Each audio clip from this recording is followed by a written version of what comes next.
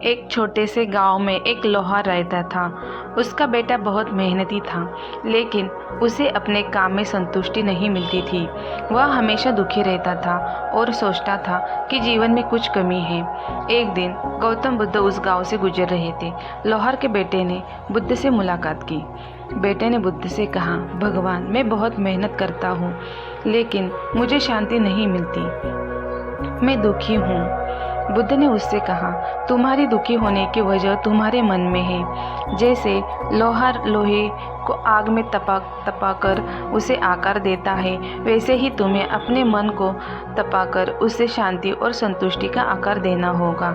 बुद्ध ने आगे कहा, मन को समझना और उसे वश में करना ही एक सच्ची शांति का रास्ता है। तुम अपने विचारों को देखो, उन्हें समझो और उन्हें शांति की ओर मोड़ो। लोहार के बेटे ने बुद्ध की बातें सुनी और अपने मन पर काम करना शुरू किया। धीरे धीरे उसने अपने मन को समझना और नियंत्रित करना सीख लिया। अब वह अपने काम में संतुष्ट था और शांति से जीने लगा। इस कहानी से हमें सीखने को मिलता है कि शांति और संतुष्टि हमारी मन की स्थिति पर निर्भर करती है। गौतम बुद्ध की शिक्षा समय की बात है।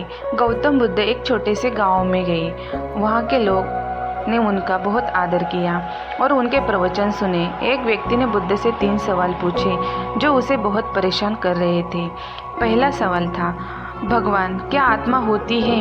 दूसरा सवाल था, भगवान, क्या मृत्यु के बाद भी कुछ बचता है?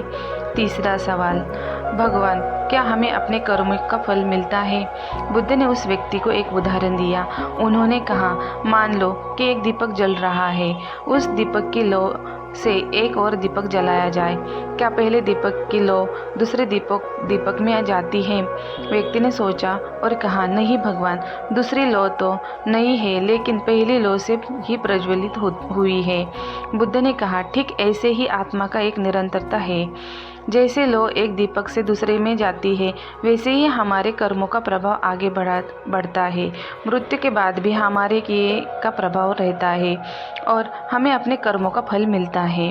इस कहानी से हमें सीखने को मिलता है कि हमारे कर्मों का बहुत महत्व है। गौतम बुद्ध की शिक्षाएं हमें अच्छे कर्म करने और जीवन को समझदारी से जीने की कला सिखाती है। हमारे हर कार्य का एक परिणाम होता है जो हमारे जीवन और दूसरों के जीवन को प्रभावित करता है। नमो बुद्धाय।